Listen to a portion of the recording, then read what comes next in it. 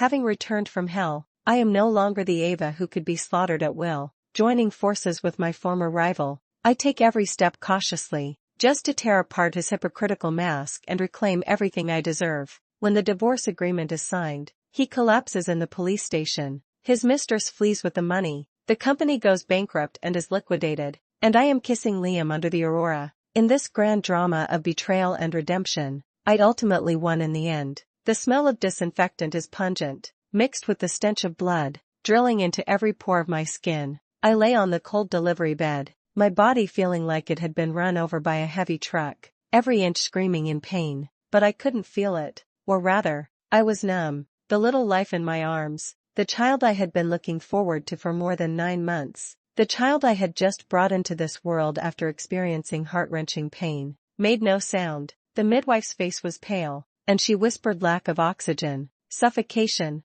Tried my best. My world collapsed in an instant, leaving only boundless darkness and deathly silence. Ava, how are you? My best friend Jess, rushed in, grabbed my cold hand, her eyes red. Where's Ethan? Where the hell is that bastard? He's not even here when his wife is giving birth. I opened my mouth, but couldn't make a sound. Tears fell silently like beads with a broken string. My child is gone, right here in my arms, small, soft, but already cold. The doctor said that this delivery caused great damage to my body, and in the future, it will be difficult to have children again. Ethan, my husband, where is he? I don't know. From the moment I was pushed into the delivery room until the child was gone, he never showed up. The physical pain gradually became clearer, but it was far less intense than the emptiness in my heart. Jess stayed by my side, constantly cursing Ethan, trying to fill my sadness with anger. I picked up my phone numbly,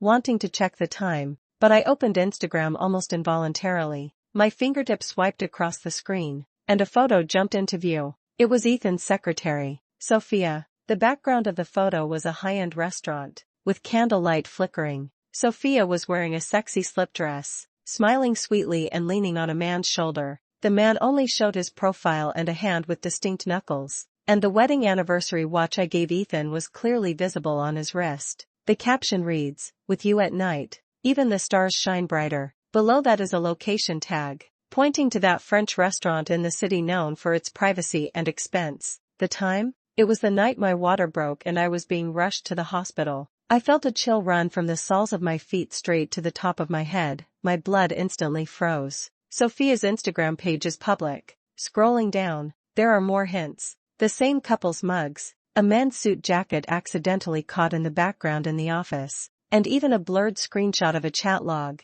The conversation sickeningly ambiguous. Are the stars all lit up? I murmured to myself, a smile more ugly than crying tugging at the corner of my lips. It turned out that while I was carrying his child, struggling on the line between life and death, he was spending a pleasant evening with another woman, watching the stars. How ironic. Anger and disgust overwhelmed the sadness. My fingers trembling, I dialed Ethan's number. It rang for a long time before being answered. Hello? His voice was a bit hoarse and impatient, with a hint of a hangover, and there was a faint sound of women's laughter in the background. Ethan, my voice was unusually calm. Even I was surprised. Where are you? Busy, he said dismissively. What's wrong? Didn't I tell you to get some rest? The baby is gone, I said, one word at a time, clearly. The other end of the phone suddenly went silent, and after a few seconds, he explained. What? Ava, what did you say? What happened to the child? His voice sounded so panicked and concerned,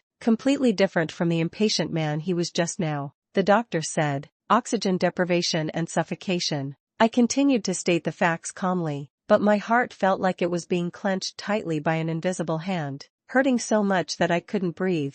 I just had a DNC, and my body is very damaged, and I may never be able to have children again. I'm coming right away. Ava, wait for me. I'm going to the hospital now. His voice was tearful and sounded incredibly sincere. If it weren't for that photo, if it weren't for those ambiguous updates, I might really have been fooled by his Oscar-worthy acting skills. I hung up the phone, tossed my phone aside, and closed my eyes. Tears welled up again, this time for my dead child and for my completely dead love. Half an hour later, Ethan rushed into the ward. He did look very haggard, with faint dark circles under his eyes. His hair was a little messy, and his shirt was wrinkled. He didn't bring anyone with him. He was alone. Ava. He rushed to my bedside, took my hand, his eyes red. I'm sorry. I'm sorry. I'm late. I shouldn't have been away from you. His hand was warm and strong. His voice choked with emotion. His expression pained, every detail was perfectly impeccable. But I noticed his left hand resting by the bed. That hand, unconsciously, was gently tapping the outside of his thigh with his index and middle fingers. This is a subconscious habit Ethan has when he lies. I noticed it when we were dating, and it has always been a reliable tell. My heart sank completely. Where were you last night? I looked into his eyes and asked softly. His eyes flickered for a moment. Then he squeezed my hand. I was working overtime at the company on a very important project. All night long. My phone was on silent. I really didn't know. Ava, you believe me, if I knew you. His phone rang inappropriately. He glanced at the screen subconsciously. His brow furrowed almost imperceptibly, and then he quickly hung up. Who is it? I asked. It's nothing, just a harassing call. He stuffed his phone back into his pocket as if nothing had happened, but the next second, the phone stubbornly rang again. This time, he hesitated for a moment, but still pressed the answer button, his tone instantly becoming extremely gentle, even with a hint of doting. Hello? Yes, I'm a little busy right now. Take a leave? Okay, I got it. You get some rest. Okay, be good. I clearly heard a delicate female voice from the other end of the phone. Although it was faint, I could tell it was Sophia's voice. He hung up the phone, his face still lingering with tenderness. Meeting my cold gaze, he explained somewhat unnaturally. It's Sophia. She said she's not feeling well and wants to take a few days off. Oh? What's wrong with her? I asked expressionlessly. Well, maybe she ate something bad. His eyes darted around, and his left hand began to tap his thigh unconsciously again. In front of me who had just lost my child. He talked to his lover on the phone in an ambiguous tone, and then lied to me again. That's really wonderful. I closed my eyes and felt a wave of dizziness. The doctor said you can be discharged. Ethan, let /S go home. A few days later, my body recovered a bit, and Jess helped me pack my things. But Ethan stopped me. Ava, let /S stay a few more days. The hospital conditions are good and at /S convenient to take care of you. You are so weak now. I don't feel comfortable letting you go home. He spoke softly, his eyes full of concern. Yes, the hospital conditions are good, I sneered. Convenient for you to run back and forth, isn't it? His face stiffened. Ava, what nonsense are you talking about? I'm doing this for your own good. For my own good? I looked at him, the man I once loved deeply. Now I only felt disgusted. For my own good. You were with another woman when I was giving birth? For my own good. You were still lying to me after the child was gone? His face turned ugly. Ava, did you hear something from someone? Those are all rumors. Sophia and I are just in a superior-subordinate relationship. Does a superior-subordinate relationship require you to stay up all night with her, and require you to use such a gentle tone to tell her to be /good? I almost couldn't control my emotions. He was silent, and his left hand began to tap unconsciously again. I suddenly remembered when we were first together. At that time, he was still a poor startup youth, and I was also a recent graduate. We squeezed into a small rented house, ate the cheapest instant noodles, but felt extremely happy. He would put my hands in his coat pocket on winter nights, clumsily learn to cook porridge when I was sick, and repeatedly say to me, Ava, when I succeed, I will definitely let you live the best life. Later, he succeeded. Sterling Corp grew bigger and bigger, and we moved into a big house, living a life envied by others. But I don't know when. He came home later and later. The perfume on him became more and more unfamiliar, and we talked less and less. I thought it was the pressure of his career, so I understood him, tolerated him, and even resigned from the job I loved to support his career and concentrate on being the woman behind him. I thought everything would be better after our child was born. It turned out that everything was just my wishful thinking. Sweet memories are like sharp blades, cutting reality into a more bloody mess. Ethan, I took a deep breath, suppressing the lump in my throat. We are over. In the end, I stayed in the hospital, not because I was following Ethan's arrangement, but because I needed a quiet place to lick my wounds and think about the future. Ethan came every day, bringing all kinds of tonics and flowers, playing the role of a devoted husband, but I no longer looked at him or spoke to him. This day, Jess came to see me, her face pale with anger, and handed me her phone. Ava, look at this bitch. It's Sophia's Instagram again. The latest post is a photo, with thick gauze wrapped around her wrist, vaguely showing traces of blood. The caption reads, "If loving you is a mistake, I would rather make the same mistake again and again." The release time was last night. Ironically, the first comment was from Ethan's account, "Don't do anything stupid. Wait for me." The nervousness and anxiety in his tone were undisguised. Last night, Ethan messaged me, saying there was an emergency meeting at the company and he couldn't come to the hospital to be with me.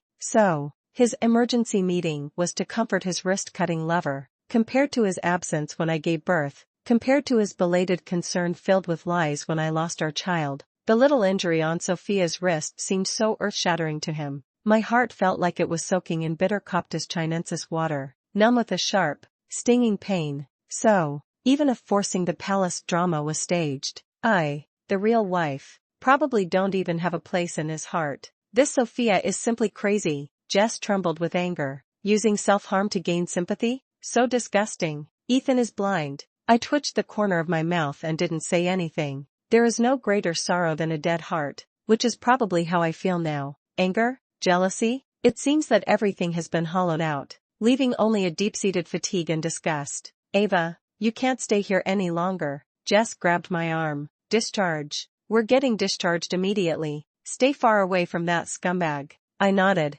Yes, it's time to leave. Staying here any longer would only be inviting humiliation. Just as Jess and I were preparing to go through the discharge procedures, the hospital room door was pushed open. Ding-ling-ling. A tall figure appeared at the doorway, backlit, making it impossible to see his face clearly, but his upright figure and steady aura had a strange sense of familiarity. Liam? Jess exclaimed in surprise. The man walked in, and the light illuminated his face. His features were well-defined, with deep-set eyes, a high nose, and thin, tightly pressed lips, conveying the steadiness and subtle gentleness of a mature man. It was Jess's brother, Liam. I wasn't very familiar with Liam, but I had met him a few times. He is a well-known lawyer who handles multinational cases abroad all year round and rarely returns to China. In my memory, he has always been a calm, self-possessed, and taciturn person. Jess. Liam's gaze first fell on his sister, then turned to me, with a hint of imperceptible concern and inquiry in his eyes. Ava, I just got off the plane and heard about what happened to you from Jess. His voice was low and pleasing, carrying a soothing power. Brother, why did you suddenly come back? Jess was a little surprised, dealing with some things. By the way, Liam paused, his eyes falling on me again. Come and see Ava. Is it convenient? I nodded, forcing a smile. It's convenient. Liam, thank you for coming to see me. Liam walked closer. His eyes swept over my pale face and hospital gown, and his brow furrowed almost imperceptibly. How's your health? Much better. I'm about to be discharged, I said. I'll pick you up. Liam's tone was calm, but with an unquestionable certainty. Jess can't handle it all alone. Jess immediately nodded. Yes, yes, yes. It's great you're here. Bro, help us move things. That bastard Ethan is useless. Liam didn't respond to his sister's words, but just looked at me. Where do you want to go? Home? Or somewhere else? His eyes were deep, as if he could see through my inner embarrassment and helplessness. I thought about it, and that home that Ethan and I once had is now, to me, no different from a dangerous place. I want to find a quiet place to stay for a few days, I said. Okay. Liam nodded. I'll arrange it. His appearance was like a sudden ray of light, dispelling some of the gloom that had been shrouding my heart. With him around, it seemed like those suffocating troubles could all be resolved. Liam was very efficient and quickly completed the discharge procedures. He didn't let Jess and me lift a finger, silently packing up everything himself. As we walked out of the ward, passing the nurse's station, I inadvertently glanced at the inpatient registration form, and Sophia's name was clearly written on it, with the room number on the other end of our floor. Liam noticed my strangeness, followed my gaze, and immediately understood what was happening. He was silent for a few seconds, then whispered to me, "Do you want to go see?" I hesitated. See what? See their deep affection, or see how ridiculous I am? But a voice in my heart was roaring, "Go and see, Ava, see clearly, and then give up completely." Liam didn't say anything more, picked up the luggage, signaled Jess to wait for us at the elevator entrance, and then led me towards Sophia's ward. The hospital room door was ajar, and a suppressed sob came from inside, along with Ethan's low comforting voice. "Okay, stop crying, does your hand still hurt?" It was Ethan's voice, with a tenderness and patience I had never heard before. "It hurts." Sophia's voice was tearful, aggrieved and coquettish. "Ethan, do you not want me anymore? Your wife knows. Are you going to break up with me?" "Silly girl, what are you talking about?" Ethan's voice was even gentler. "How could I not want you? You gave up your life for me. How could I bear to?" "Then, what about her? What are you going to do?" Sophia pressed. A moment of silence. Then, I heard Ethan sigh. "About Ava. I'll take care of it. She just lost the baby and isn't feeling well. I need some time. But don't worry, the one I love is you, Sophia. There's no love between her and me anymore, just responsibility, really. When she's feeling a little better, I'll talk to her about a divorce. Then, we can be together openly, okay?" Sophia burst into laughter through her tears. "Ethan, you are so good to me." I stood outside the door, my whole body ice cold, as if plunged into an ice cellar. Every word was like a poisoned dagger, stabbing fiercely into my heart. There have been no feelings for a long time, just responsibility? So, everything between us has already been defined by him so lightly. Liam stood quietly beside me, without a word, just using his broad shoulders to silently support my faltering body. I took a deep breath, pushed away his hand that was supporting me, turned around, and walked step by step towards the stairwell. The wind on the roof was strong, blowing my hair into a mess and also dissipating the last bit of moisture in my eyes. I took out my phone and dialed Ethan's number. "Hello, Ava? What's wrong?" "I'll be right there. I'm on the roof." I interrupted him, my voice frighteningly calm. "Come up for a bit. We need to talk." A few minutes later, Ethan ran panting onto the roof, a flash of panic crossing his face when he saw me. "Ava, why did you run up here?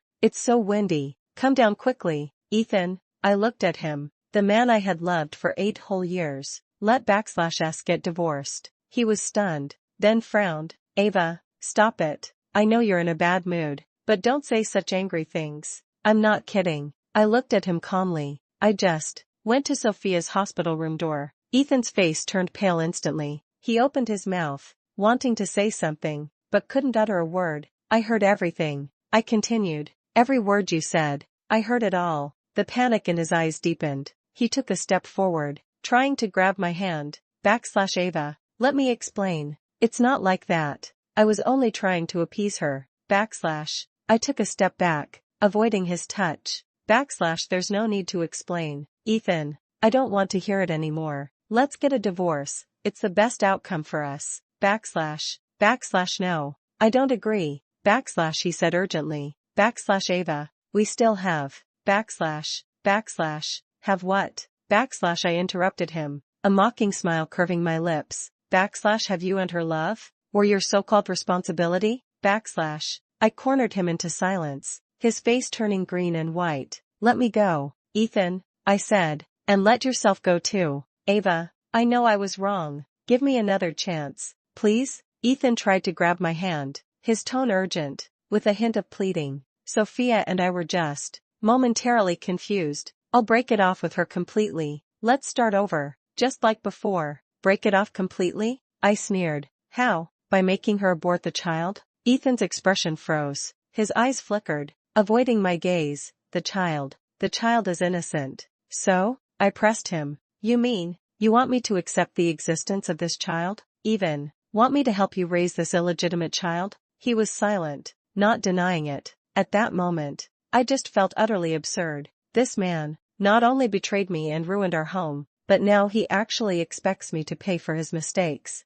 to raise the child of him and his lover? "Ethan, you really surprise me." I was so angry that I laughed. "Your shamelessness has truly refreshed my understanding. Ava, He tried to explain. "Enough." I interrupted him sharply. "I don't want to hear any more nonsense from you. Divorce. Immediately. Right now." My attitude was firm, with no room for compromise. Ethan looked at me with a complex expression. There was regret, resentment, and a hint of calculation that was hard to detect. He knew that this time, I was serious. "Ava, do you have to do this?" His voice was low, with a hint of threat. "What good will a divorce do you? You are not in good health now, and you don't have a job." I don't need you to worry about that, I said coldly. Property division will be according to the law. I only want what I deserve, and I won't take a penny more of anything else. He looked at my resolute eyes and knew that nothing he said would help. Liam appeared at the entrance of the rooftop at some point. He didn't come closer, just stood there quietly, like a silent guardian. Seeing Liam, Ethan's face turned even uglier. He probably guessed what was happening. Ava, come with me. Liam walked over, naturally took off his coat, and draped it over my shoulders, blocking the cold wind on the rooftop, and also blocking Ethan's burning gaze. I didn't hesitate and followed Liam. Turning to leave, Ethan stood there, watching our departing figures, and didn't chase after us anymore. Liam settled me into an apartment under his name. The apartment was very quiet, simply and comfortably decorated, with an excellent view. Stay here for the next few days, and let me know if you need anything. Liam placed the keys on the coffee table. Jess will come to check on you often. Thank you, Liam. I sincerely thanked him. He extended a helping hand when I was at my most miserable. You're welcome. Liam looked at me with gentle eyes. Rest well. Taking care of your health is the most important thing. Leave the other things to me. In the following days, I began preparing the divorce agreement. I consulted a lawyer and sorted out the marital property between Ethan and me. I only wanted what belonged to me, not taking advantage of him in the slightest, but I would never let him get away with anything easily. I sent the drafted divorce agreement to Ethan. He replied very slowly, with a perfunctory attitude. He would either say he was busy, or that he needed time to consider, or simply not reply at all. It was obvious that he didn't want to divorce so quickly. Perhaps he still harbored some illusions, or perhaps he just wanted to delay and wear down my patience. But I'm not the Ava who used to listen to him anymore. I went directly to Sterling Corp to find Ethan. In his office, there is still a photo of me and him, smiling so sweetly, but now it looks so dazzling. Ethan, are you going to sign the divorce agreement or not? I slammed the agreement in front of him. He raised his head, looked at me, and said with fatigue on his face, Ava, do we really have to come to this? Ruin our years of relationship for an outsider? Outsider? I sneered. Is Sophia an outsider in your eyes? The one who ruined our relationship is you, not me. I've already let her go. Ethan scratched his hair irritably. I've broken up with her. What else do you want? Broke up? I pressed closer to him. What about the child? Did you make her abort it? He was silent again. The anger, grievances, and disappointment that had been suppressed in my heart erupted completely at this moment. I grabbed the photo frame on the table and smashed it hard on the ground. The sound of shattering glass was sharp and piercing. Ethan, you liar, coward, you never intended to solve the problem. You just wanted to have it both ways. What do you take me for? I screamed hysterically, sweeping all the documents, ornaments, and everything I could grab off the table and onto the floor. Ethan was startled by my reaction and stared blankly as I vented. The office door was pushed open, and several employees peeked inside, only to be sternly ordered away by Ethan. I cried and screamed until I ran out of strength and collapsed on the ground. Ethan walked over, squatted down in front of me, and a look of panic and remorse that I had never seen before appeared on his face. Ava, I'm sorry. He reached out to hug me, but I waved him away. Don't touch me. I looked at him with disgust. He took a deep breath, as if making some kind of resolution. Okay, I promise you, Ava, I'll make her get rid of the child. As long as you're willing to come back, I'll promise you anything. His tone sounded incredibly sincere, and his eyes were full of repentance. But I knew this was just another one of his lies, a delaying tactic to stabilize me. The next day, Ethan asked me to meet, saying he wanted to resolve the issue face to face. The meeting place was a coffee shop. When I arrived, Ethan was already there, and sitting opposite him was Sophia, who looked pale with red and swollen eyes. When she saw me, Sophia's eyes were filled with resentment and unwillingness. Ethan pulled my hand and sat me down beside him, then turned to Sophia, his face deliberately cold and resolute. Sophia, we're over. Get rid of the child. Don't contact me again in the future. Sophia looked at him in disbelief, tears welling up instantly. Ethan, how could you do this to me? You clearly said everything I said before was a lie. Ethan interrupted her, his tone cold and ruthless. The person I love is my wife, Ava. What we had was just a mistake. Sophia covered her mouth, sobbing uncontrollably, finally grabbed her bag, and staggered out of the coffee shop. Ethan turned his head, looked at me, and a relieved expression appeared on his face. Ava, You see, I've taken care of everything. Can we start over? He acted so well. If I hadn't already seen through his true nature, I might have really been moved by his act of the prodigal son returning. But I know clearly in my heart that his decisiveness towards Sophia is just another act he's putting on for me. How could a man who cheated on me while I was in labor, who was tender and considerate to his mistress after I lost my child, suddenly become so affectionate and responsible? What's done is done. Some cracks, once created, can never be repaired. Ethan, I said calmly, looking at him, sign the divorce agreement as soon as possible. The smile froze on his face. After confronting Ethan, I moved out of Liam's apartment, rented a small house outside, and began to replan my life. I can no longer be dependent on anyone like before. I need to find myself again. I updated my resume and started applying for jobs. With my prestigious school background and previous work experience, I quickly received an interview invitation from a well-known consulting firm. The interview went smoothly, and I successfully got the offer. The feeling of returning to the workplace is great. Busy work gradually fills the void in my life and allows me to regain my sense of value. Just when I thought life was gradually getting back on track, an unexpected person contacted me, Sophia. She asked me to meet at a hidden cafe. I hesitated for a moment, but I went anyway. I wanted to know what tricks she was up to. Seeing Sophia again, she looked much more haggard,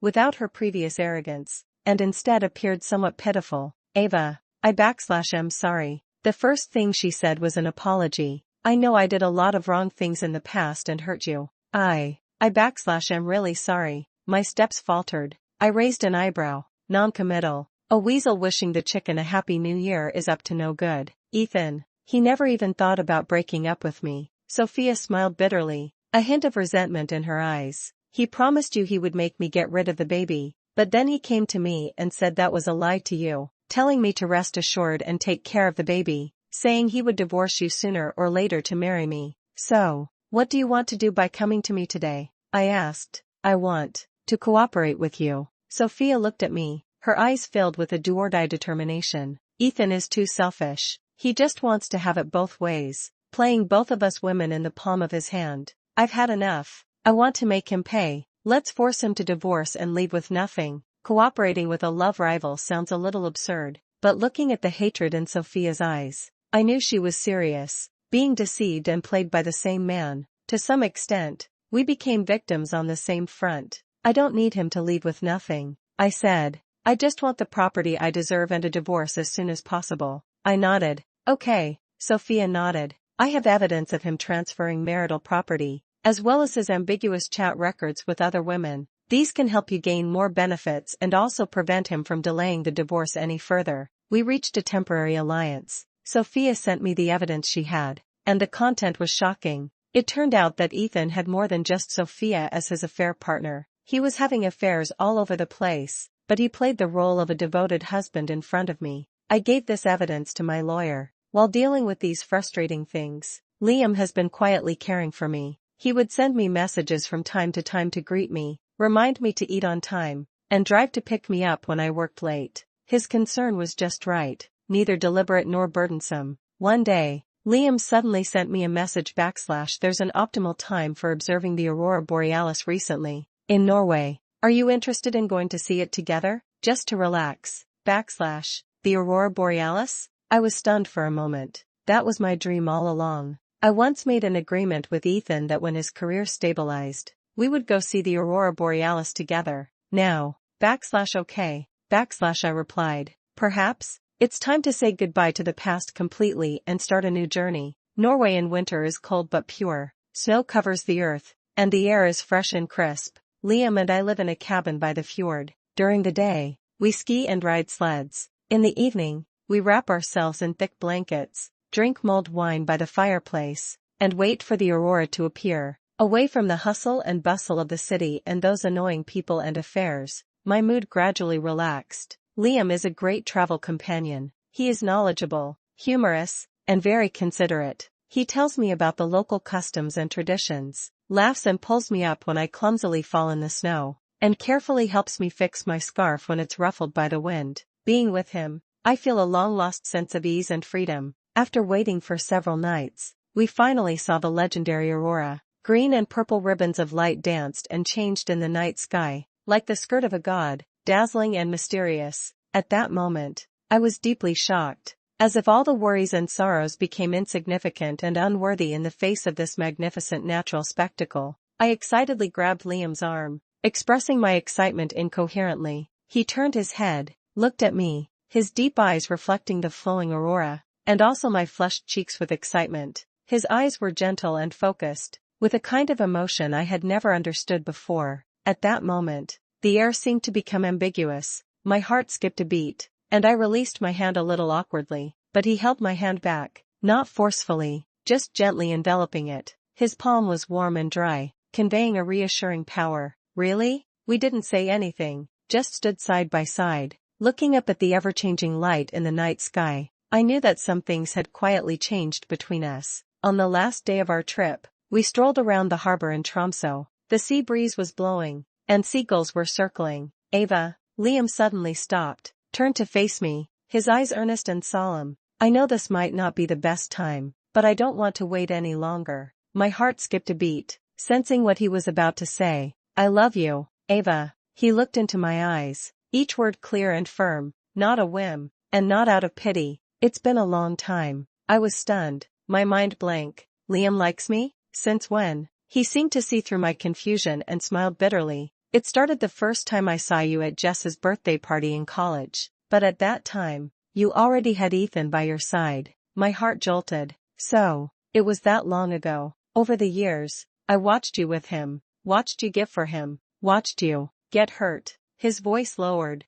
I kept telling myself that as long as you were happy, but now, he's causing you so much pain. I can't stand by anymore. He took a deep breath, his eyes filled with a hint of nervousness and anticipation. Ava, I know you've just been through a lot of bad things, and you need time. I won't force you, but I want you to know how I feel. Give me a chance to take care of you, protect you, and let you believe in love again, okay? His confession was sincere and earnest, without flowery words, but it deeply touched the softest part of my heart. Looking into his deep eyes, feeling the warmth of his palm, and recalling his meticulous care and silent protection during this time, my defenses completely collapsed at this moment. Perhaps, when God closes a door, he really does open a window for you. I nodded, my eyes a little wet. Liam, thank you. He was stunned for a moment, then a look of surprise burst out in his eyes, and he hugged me tightly. His embrace was warm and strong, with a faint scent of pine, which made me feel very at ease.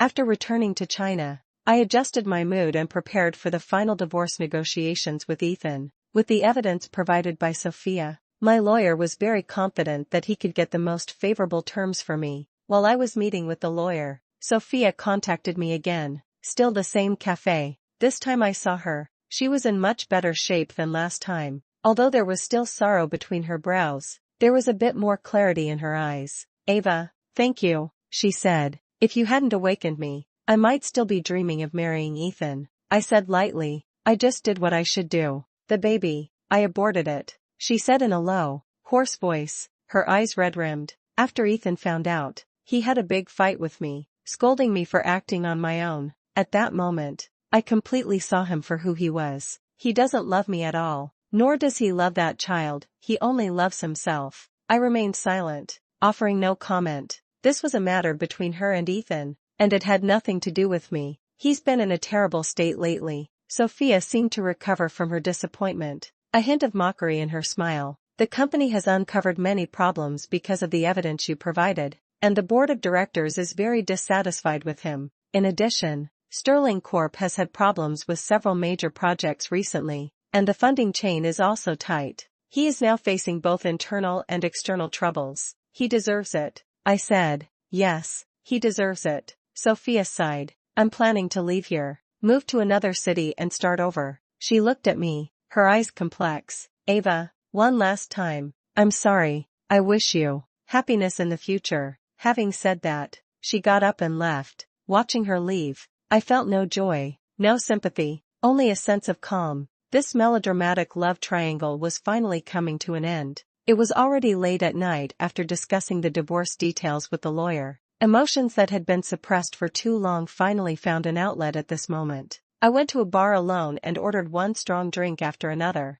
The alcohol numbed my nerves and amplified the grievances and pain in my heart. I thought of the dead child, Ethan's betrayal, and the wasted time. Tears streamed down my face uncontrollably. I don't know how much I drank, but I got completely drunk and passed out on the bar, my mind blurred. In a daze, I felt someone gently patting my shoulder. I looked up and saw Liam's anxious face. "Ava, why did you drink so much?" He frowned, his tone full of concern. "Liam," I giggled and reached out to touch his face. "Why are you here? I called you but you didn't answer. I was worried, so I came to check on you." He supported my swaying body. "Come on, I'll take you home." I obediently let him help me out of the bar and into his car. All the way, I leaned on his shoulder, babbling nonsense, crying and laughing alternately. He listened quietly the whole time, occasionally patting my back gently to soothe me. When we arrived at my place, he helped me to the sofa and went to the kitchen to pour me a glass of warm water.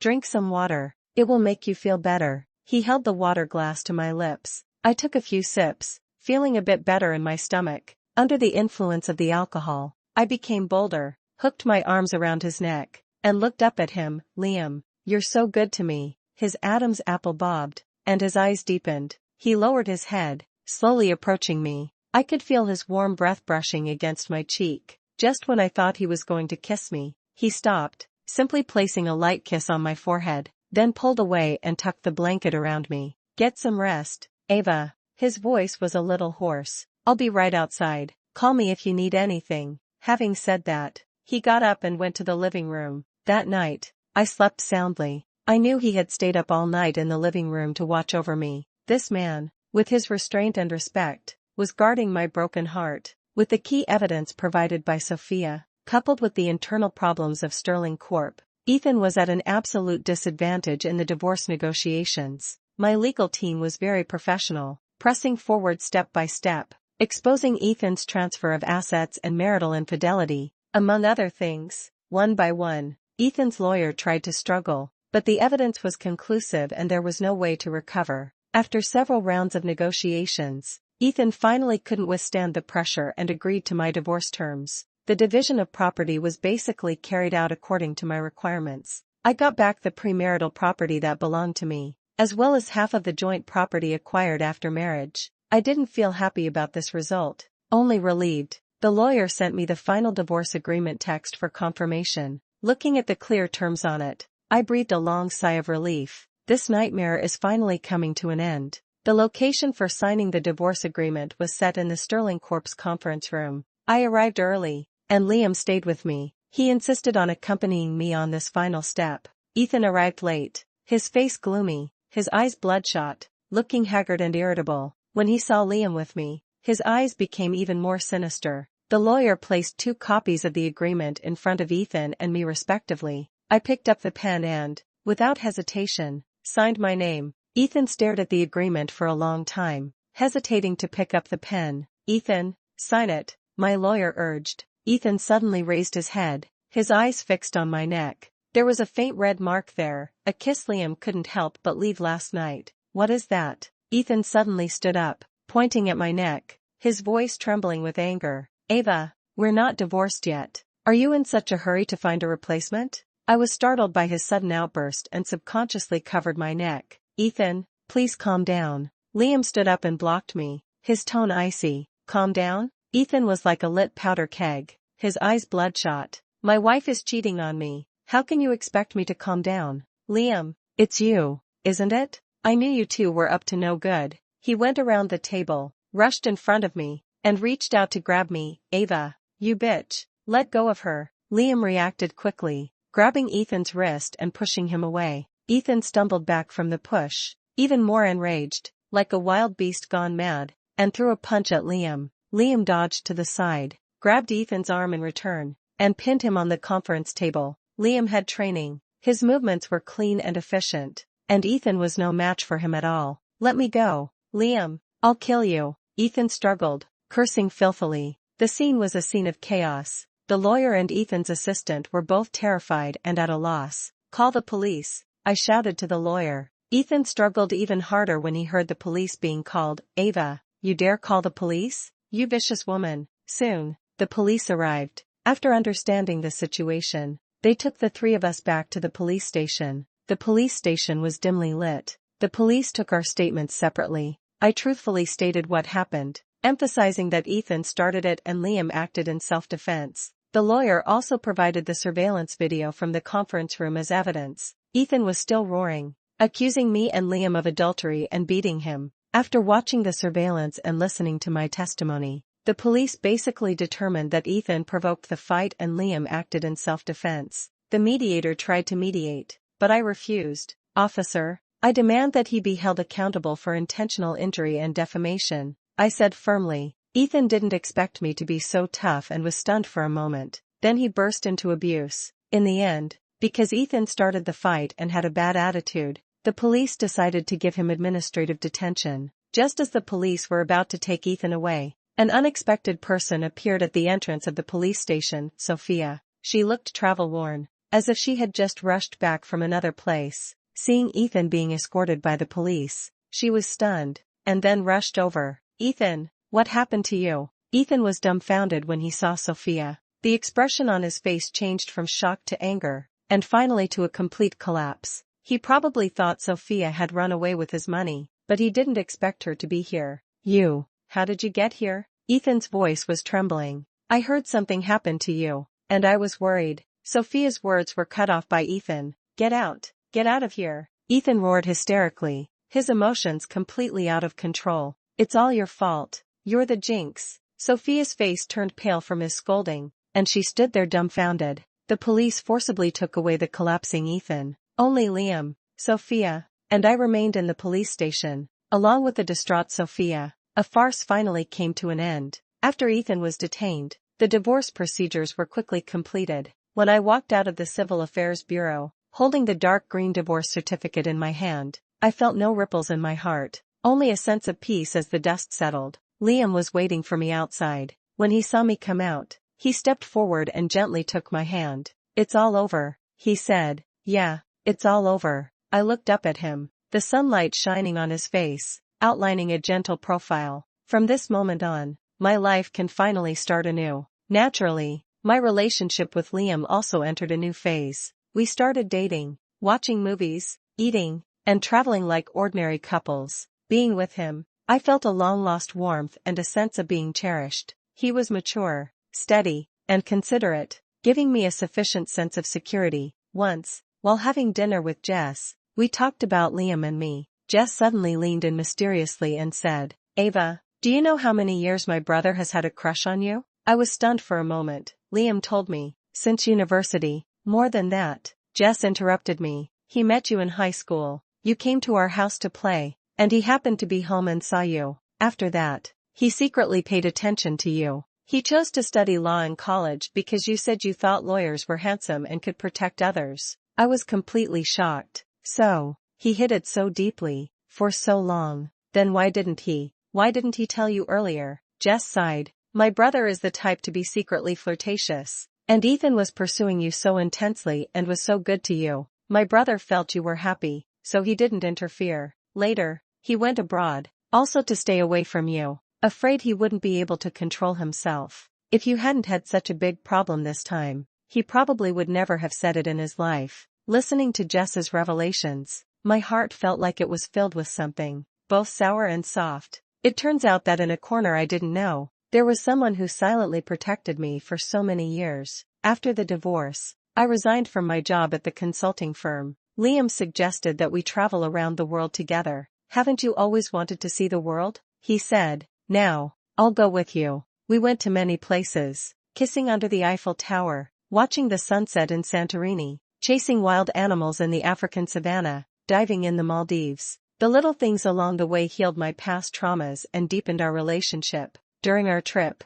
we intermittently heard some news about Ethan and Sterling Corp. After Ethan was released from detention, his reputation was ruined, coupled with the exposure of his previous transfer of assets and the company's internal mess. The board of directors completely kicked him out. Sterling Corp ultimately filed for bankruptcy liquidation due to mismanagement and a broken capital chain. As for Sophia, it is said that during Ethan's detention, she absconded with the last of his personal property and disappeared without a trace. Ethan ultimately ended up abandoned by everyone and penniless. Hearing this news, I felt no emotion. It was karmic retribution, he brought it all on himself. The last stop on our round-the-world trip was a small town in the Swiss snow mountains. One morning, I felt unwell, nauseous, and sick to my stomach. After going to the hospital for a checkup, the doctor smiled and congratulated me / you're pregnant. Almost 2 months along. / I held the lab report, both surprised and delighted,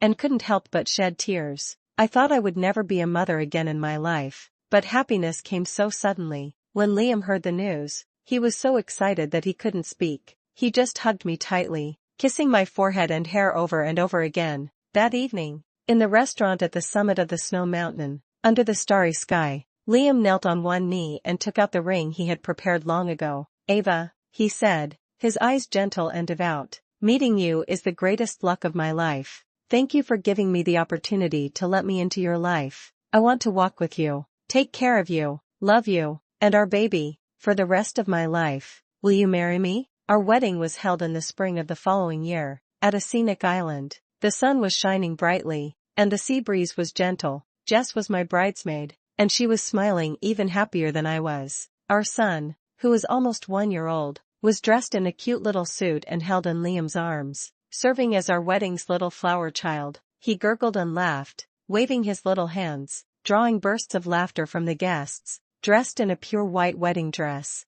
I took Liam's arm and walked step by step towards the shore of happiness, looking at Liam's gentle profile, looking at our adorable son in my arms, and looking at the relatives and friends below the stage who were giving us their blessings. My heart was filled with gratitude and contentment. Having experienced betrayal and pain, I have finally found the happiness that belongs to me. In the sunlight, Liam lowered his head and kissed me, the sound of the waves like an eternal vow. I know that this time, I made the right bet. The rest of my life will be filled with love and sunshine, just as I expected. With tears in my eyes, I nodded vigorously. / I do. /